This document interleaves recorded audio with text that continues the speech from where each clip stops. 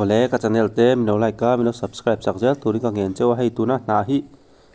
aming takhi ka hrelawa buar ze antia ma se ni ching ka hrelawa mai ro chu internet tama te kan sar sian hei hi damdoi thatak mai lo ni a Pemthar damdoi te anxiety damdoi te le Mutheilo na ka tiang damdoi kha alo ni reng mai hei a thakop mai hei anxiety hei real ru lama te ma real ru ha na te nei te tan te khan anxiety te nei thina khang ho damdoi apo khana thakop mai hei chuan pem damdoi a tha em mai bokani hei hi Pemthar damdoi a hian a tha em boka chuan hi kan soi tawng khan zan Mutheilo tan po a thakop mai hei hi internet a nge enziak ani hei hi mai te vera ra soi satia mai ni lo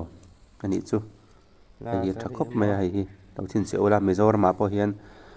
om tam ve khop mai hei hi a thenin bura se ten ti mai thin ka hria ma ro chu ani ching ka hrilawa comment section lama te hria chuan lo soi ula hei hi damdoi thatak mai ania ka soi tawng khan hei ram palei lenga te hin om mai thina anxiety tun lai na la tak damdoi te le Pemthar damdoi te le Mutheilo tan khan he